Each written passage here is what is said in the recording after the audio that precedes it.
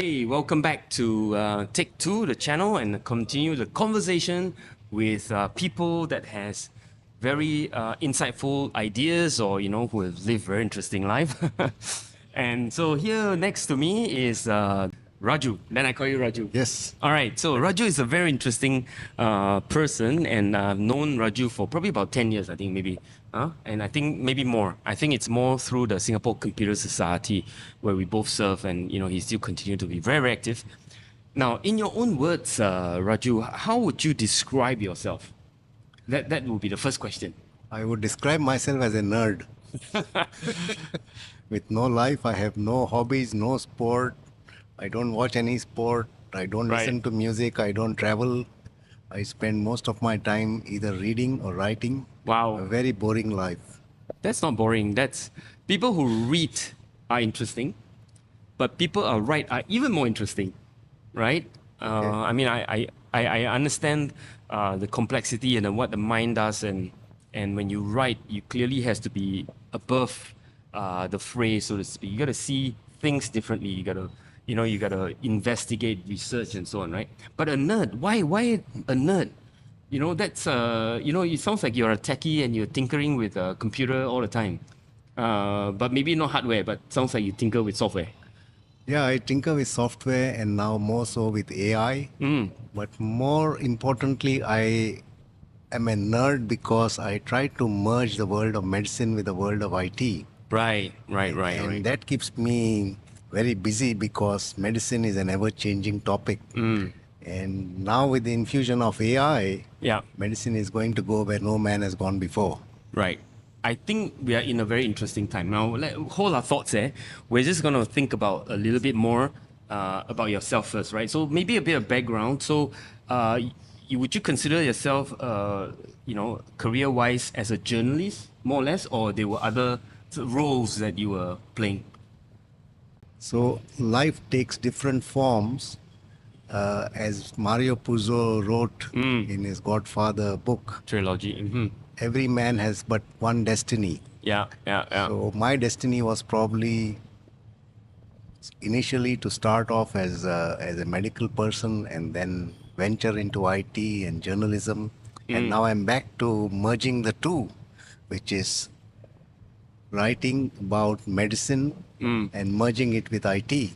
Right. And both my books are on the merger of AI and medicine, for instance. Right. So author and come full circle in Yes, some way. that's right. And without the experiences of life and without the experiences of even studying for those things and your research, I know that you go deep into the dark web. We'll come to that later. And you will have those experiences to I guess the inspiration for the nuggets of stories that pops up, right? But okay, again, hold your horses. We'll come back to that. So, second question I have for you, Raju, is this: so, having had this, interesting, career and life, so to speak, what would be your purpose in life at this point? I guess I'm asking that question because many of the viewers, who are in their professional or has gone through a professional, and maybe they're in a change at a moment where they are 40s, 50s, and they're thinking, okay, how do I go about finding my purpose? So what is your purpose? And maybe we can encourage and inspire them a little bit. So I don't want to sound very pompous because my purpose is life. First of all, is to stay healthy. Oh, excellent. Yeah. And second is to educate people Right. on the aspects of AI because AI has suddenly overtaken our world. It's all pervasive, all ubiquitous. Yep. It's in applications that we don't even know that it exists. Right. And most people are unaware of the dangers that AI poses. Right. So I think my purpose right now, also the purpose with which I was chosen as chief editor of the AI Ethics and Governance Body of Knowledge, Yep. is mainly to educate people on what is good about AI, what are the things to worry about, Yep. and how to keep yourself safe. Right. So very applicable to the individual. Yes. But I guess there's a bigger applicability to the society at large. Sounds like, right? That's right. So when the individual is able to protect themselves, then clearly they have a better, tools and better skills to then help if they need to. Especially the professionals out there who understand technology and AI, right? Very good. I like that purpose. And so, is there a approach that you use to kind of find that purpose? Again, the question is because other people might want to look for their own purpose. So, what was your kind of approach and roadmap, or your ways of finding that those two things, right? Yeah, healthy and educated others on AI. When I first started off, we were in the era of IT where only the professionals knew how to manipulate IT Yep. Yep. for their own good or for the corporate good or for society's good.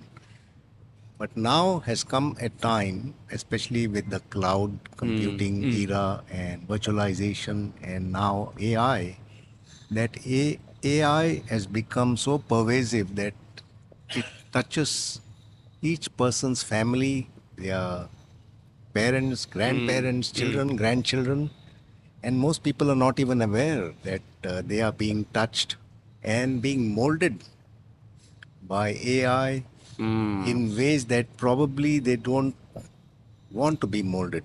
Right. For Right. instance, the pervasive role of social media Yep. is kind of making children more addictive, making them more hateful, making them focus more on wasting time scrolling through videos instead of studying or doing something meaningful. Right. So, all of these are issues that need to be addressed, Yep. debated, Yep. talked about, Yep. maybe not regulated at this point, but at least there should be a healthy debate because whatever happens to our children affects families at large and society as large. Right. So what you're saying is make sure it's not without thoughts. We should at least think about the impact, the implications on our children and how they use technology. And with AI is even more pervasive, right? Right. So let's make sure we think about it and then we apply it. And if there are issues, we address them. Sounds like that's what the intent is, right? Okay, cool. I'm not trying to paraphrase, but the paraphrasing is to help me understanding it a little bit better as well. So, what I'm interested really also is as a learner, because oftentimes many people think learning is only for students, right? Now, clearly, continuous learning and adult learning is all the rage at the moment. So, how about your approach to learning? Because you are incessant, obsessed, maybe I'll use the words. So, tell us about your secrets if you have any. How do you keep on learning? I think learning, like any other habit, needs to be cultivated. If you do something every day, 365 days a year, and then it becomes a habit, and if Right. you don't do it for, let's say, 1 or 2 days, you get withdrawal symptoms. Okay. So, the habit that I tried to cultivate was to get addicted to learning. Right. Okay. Ooh, that's interesting. I'm just gonna digest that a bit. You are trying to cultivate the habit of addiction to Yes. learning. Yes. Wow. That's the only way to keep your brain active, Yeah. your, Yeah. your brain's I'm intrigued. muscles active. Yeah. And every day, if you don't learn or allocate time for learning, I allocate about 2 hours for learning every day. 1 hour in Wow. the morning, 1 hour at night. Right. And any day when I am not able to spend that quality time, I get kind of withdrawal symptoms. Oh wow. So sometimes I don't get sleep, so I have to wake up and Finish it. finish learning or finish reading what I meant to Right. Right. for the day. Okay, so maybe we define learning a little bit, right? So what is learning? Is it reading? Is it listening to a podcast like this, or what is learning to you? So learning is digesting information that you never had before. Okay, new. Okay, Yes, it right, could be a podcast, it could be listening to a TV show or a documentary, reading a medical book, Right. or even reading a novel, for instance. right, right. So I'm definitely being educated because I'm reading a book right now, Organ Gold, It's an and honor. after that there'll be the second book that I've already bought, and then it's pile up on the second. So I finished chapter 1. So anyway, Thank you. Because I just got back from India, so Okay, so very very good. I like your definition of cultivating the habit of learning, and it's a daily affair and it's 2 hours. It's very practical as well as slightly abstract, right? The abstraction is about habit. The practicality is 2 hours every day, and that you can't run away, right? So you could check. So what motivates you today? What makes you wake up from in the morning, and what gets you going? What motivates me is the fear that I may be left behind Ah, by technology, okay, that I would not understand what's happening. right. And having been a journalist for the last 30 plus years, being left behind is like a nightmare for a journalist. That's true. That's true. So that's one. That's true. That The other is also that because of my role as editor-in-chief of the AI Ethics and Governance Body of Knowledge, which is an initiative started by Singapore Computer Society Yep. and IMDA, I have to be at the forefront of tech. Otherwise, how can I edit somebody's work if I don't know what's happening in the world outside? Yeah, I understand. So that is like a push factor, Yeah, yeah, giving yeah. me a kick in the backside, saying you better get up, read what's going on, subscribe to some of these top-rated magazines Yeah. to find out how the world is changing. Right. Only then would you be able to add value to chapters that are written by experts. Yeah, yeah, yeah. I like your definition, and also the fact that in some way is an external kick, right? But I don't think you are driven externally. I think you're completely driven internally. That fire in you is very much a something that is lit in your heart, right? So of It's not course fire, the nerdiness. the nerdiness that is inside is driving all this, incessant and obsession, and right. And I think oftentimes, because of our work in Singapore context or Asian context, passion is snuffed out somewhat. Right, because you got a job to do, then here, pile of stuff that you go and you just do it. Right, over time, 20 years, whatever it is, your passion seems to be snuffed out a bit. And I think it's very important that we always go back and hunt, find, farm, whatever it is, or cultivate that fire, right? And the nerdiness that springs, that becomes the fuel for this fire, right?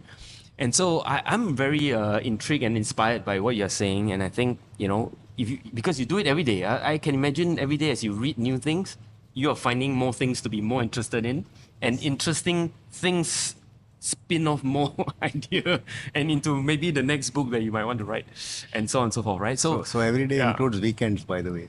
So 7 days. 7 days. Actually, when you're describing, I was thinking, what was your family thinking? Raju is always studying.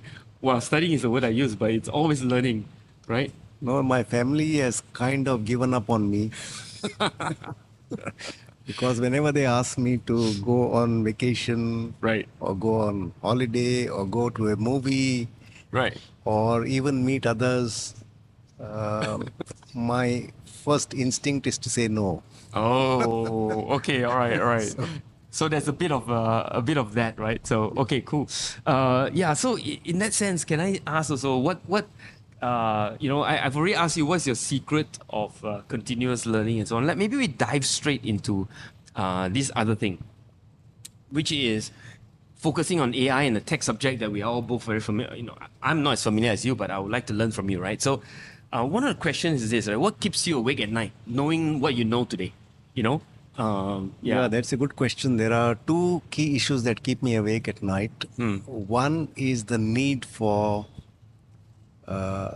guidelines or guardrails to monitor, if not regulate, Right. the development or deployment of AIs to ensure that it's fair, transparent, explainable, equitable, accountable. Right. Right. Right. And the second is the awareness that AI is such a powerful technology that it can be used as effectively by the bad actors Right. to cause harm, to steal your identity, Right. to do ransomware, phishing attacks, and even to cause mass social unrest. Right. So those are the two things that bother me Okay. most. And do you think those real dangers are present and real? I think they are real because if you see, let's take Singapore as an example. Yeah. In H1 of 2023, Singapore enterprises, citizens collectively lost about $385.6 million to scams, Oh wow, which is a record high sounds for like a Singapore. huge number. Yeah, I Yes. mean, 300, it's more than quarter of a billion, right? Yeah, So, and you're talking so about individuals and companies, probably yeah, SMEs mostly. SMEs, even large enterprises. Mm, So compare that with H1 2022, it was 334.5 million.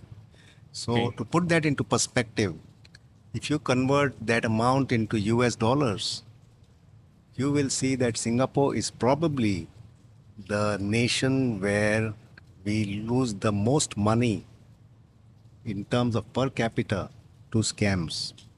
Okay, we gotta let that sink in a little bit. So, which means, in my mind, as you're describing it, one, danger is real. Yes.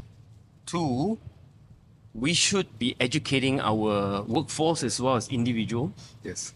and also probably our defense, maybe our home defense in some way has to be increased in capability to handle this, right? I think they have to some extent. But maybe the question I want to ask is this: so, what does AI do to this scam? Does it enhance the scammers or enhance our protection? What does AI has to do with this, though? I- yeah. So on the negative side, it gives bad actors like a nuclear arsenal to write the perfect scam phishing mail, I to see. do hacking attacks on corporations, Right. to go after specific people, what we call spear phishing. Right. This capability was not there before.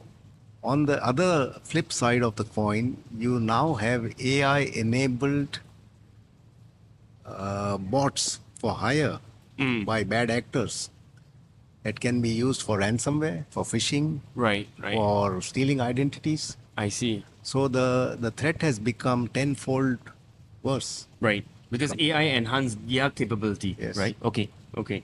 What about the positive side? Is there a So positive side to it? yeah, there's a positive side to it, which is AI can be used just as effectively to look for patterns in how the scams are happening. Right. And I think CSA, the Cybersecurity Agency, and all of our government agencies as well as companies are using AI as much as they can, as much as the technology allows them to ensure that they catch the criminals or prevent Okay. people from getting scammed. But despite that, as you can see from the numbers, Singapore is a hot target Still high. compared to any other country in the world. Yeah. Do you know the reasons why we are the highest or among the highest? Firstly, because we are so rich. Okay, fair enough. There's more to defend. Okay, fair enough. Yeah. Secondly, we have a class of citizens or residents who are elderly, Yep. who are vulnerable, Yep. who are not well educated on Okay. cyber security, for Yep. Yep. instance, and probably need a little more helping hand from the banks, from governments. Yep. So I think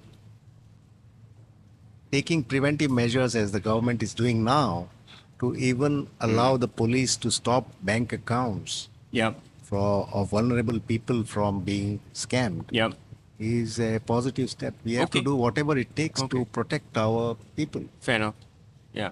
Because protection is always a difficult one because, especially when it infringed on the classically known Western idea of individualism, right? Right. But I mean, in the case of Singapore, the stats is staggering. So I guess having that ability to prevent Yep. by having the power to the police or even the authority, so to speak, to prevent it. I mean, it's not probably something that stops forever, but if they can stop it and then take a breather, Yes. and then family members can get involved and say, okay, it's a legit or non-legit transaction. I guess that helps a lot, right? So what about the fact that you have been Since your first book, Organ Gold, you've been looking at dark web a lot, researching for that book. Actually, if you're not read the book, you should pick up the book. It's and just a little plug for Raju. You research the dark web, and what dangers is it still posed today? I mean, does it still pose today dangers from the dark webs? Yes, so I researched the dark web before AI came into the picture. That was way back in 2014. Right. So And it's 10 years ago. Yes, sir. Yeah. And I researched it more to find out how organs are bought and traded on the dark web. Right. But now, at this point in time, it's not just organs, it's all kinds of other nefarious stuff, including synthetic opioids, for instance. Oh, so it's even has it come even to our worse. shore? Probably. It's probably yes, because vaping, for instance. Okay, is- you do see it. I mean, those illegal, but you yes, still see it, because now vaping comes with a drug which is normally used in a hospital environment called etiumidate Oh, and with fentanyl. And kids who don't know about this it can be fatal in many cases. and it's very, very addictive, right? It's not just addictive, but one overdose can kill you. I see. Because fentanyl is roughly 50 times more powerful than heroin. Wow. Wow. It's used in an operating theater for general anesthesia. Right. Right. And if you inject a little bit of it in a vaping mixture, how would anyone know? I see. So the danger is very, very real. I'm sure there are other things the dark web still sell, right? I've always wondered, how do they do delivery? Do they deliver by ninja van or something like that? Because they must have had some way of delivery. Logistics is always a problem, I'm sure, right? Well, I don't know whether I can say it on camera, but there are drop boxes. Oh, not the soft Dropbox software, but it's the physical Dropboxes. I see. Physical drop points, let's say. I see. But I'm maybe sure not so much in Singapore as in you may many have to other go out of countries Singapore. where regulation is not so Okay. tough. Yeah. Okay. Wow, we had a good conversation, and I think I'm going to wrap up with one sort of final question to kind of wrap up this conversation. I've learned a few things which is quite interesting. I'll go dig up, maybe go into the rabbit hole myself. All right, so notes to self, Raju. If you have a chance to send a postcard to yourself, let's say 20-year-old self, and because it's a postcard, it has travel time, very difficult. So you can only write little postcards and notes. So what would you write to yourself, if you have a chance to send yourself this advice? Let me put it another way. If I have a chance to send a postcard to myself 40 years ago, Oh, okay, 40 years, yes. I would say complete your medical education no matter what the cost. Ah.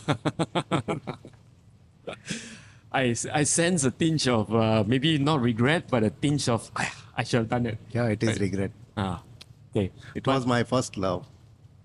Okay. But look where you are. I mean, you impact the world in different ways. You've edited the AI ethics, which is widely used in all the university and IHL. And we will be training a whole generations of technologies and non-technologies alike using the BOK that you edit. I mean, I'm not sure you would have had the same impact otherwise. Different, I'm sure. But I'm sure this is but look at it another way. As a medical professional, I would have saved more lives. okay, more direct maybe. Yes. Yeah. And here I am probably saving more minds. We leave you with that question. Saving life, saving mind, both are important, but maybe that's another conversation down the road. So I want to thank you, Raju, for your time. a pleasure. And also the conversation. I hope you will be inspired to be a continuous adult learner. No matter what where your life is, you should take the opportunity to dive right in to this brave new world that is happening before our eyes. AI, all the tech that's happening. Today the AI wave is here, but tomorrow there'll be something else. But the whole idea is that you are always upgraded, and no matter where you are, what you do, you will be finding that purpose in life that lock you in. Right? Thank you, Mr. Ong. Thank you, nerdy Raju. And thank you to the audience as well for tuning in. All right, goodbye for now. Stay safe. Bye.